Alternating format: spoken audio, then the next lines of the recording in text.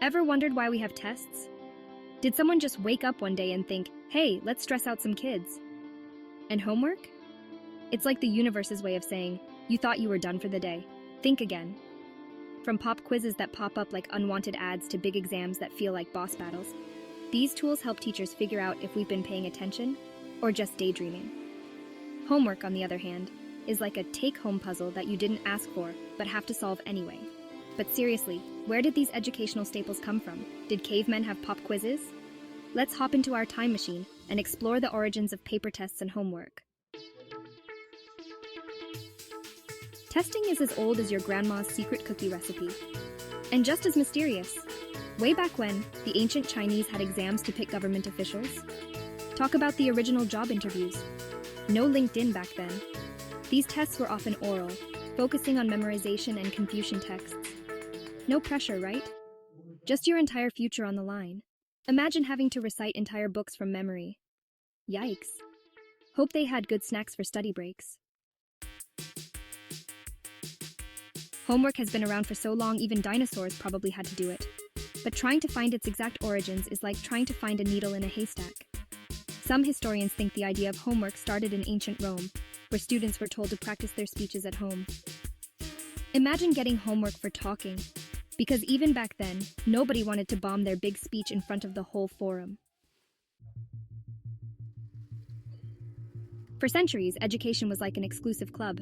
Only the elite got the VIP pass. But then the 15th century rolled around, and the printing press crashed the party.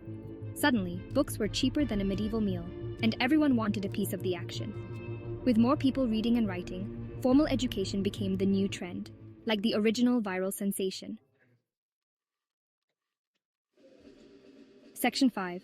Horace Mann and the Common School, or as I like to call it, the man with a plan. In the 19th century, an American educator named Horace Mann championed the idea of common schools. No, not schools that are just okay, but schools for everyone. Mann believed that everyone, regardless of their background, deserved access to quality education, because who doesn't want to learn how to spell Mississippi? His efforts led to the establishment of free public schools throughout the United States. And by free, we mean you still have to do homework. As public education expanded, so too did the use of tests and homework as tools for assessing and reinforcing learning. Because nothing says fun like a pop quiz. Section 6. Standardized tests, a new era of assessment. Or as students like to call it, the era of endless bubbles. The late 19th and early 20th centuries saw the rise of standardized testing. Because who doesn't love filling in tiny circles with a pencil? These tests, designed to measure student achievement against a common benchmark, became increasingly popular as a way to evaluate educational programs and track student progress, and to see who could stay awake the longest. The multiple-choice format, introduced in the early 1900s, made it easier to administer tests to large groups of students, and gave rise to the age-old question, when in doubt, choose C. Section 7. Homework evolves from rote learning to critical thinking. Yes, even homework has a history. Over time, the nature of homework has evolved. And no, it didn't start with Google it. In the past, homework often involved rote memorization and repetitive drills. Think of it as the ancient version of copy-paste. Today, educators recognize the importance of assigning work that encourages critical thinking, problem-solving, and creativity. Because let's face it, nobody wants to be a human photocopier.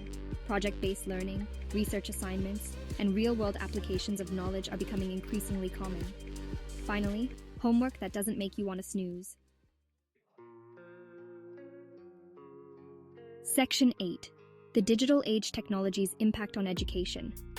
Or as I like to call it, the rise of the machines. The digital revolution has had a profound impact on education, including the way we assess learning and assign homework. Remember when cutting edge meant a sharp pencil?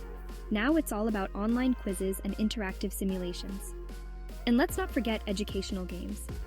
Because nothing says fun like learning algebra while dodging virtual zombies. Homework assignments are no longer limited to textbooks and worksheets. Now you can procrastinate with digital textbooks and online assignments. Students can now access a wealth of information and resources online. Just try not to get distracted by cat videos. Section 9. the future of learning, beyond tests and traditional homework. Or as we like to call it, how to make school less boring. While tests and homework are likely to remain important parts of education, the future of learning is likely to be more personalized, flexible, and student-centered. Yes, you might actually enjoy it. Educators are exploring innovative ways to assess student learning, such as portfolios, presentations, and project-based assessments. Because who doesn't love a good science experiment explosion? Homework assignments are becoming more meaningful and connected to real-world issues. No more, when will I ever use this in real life? Moments.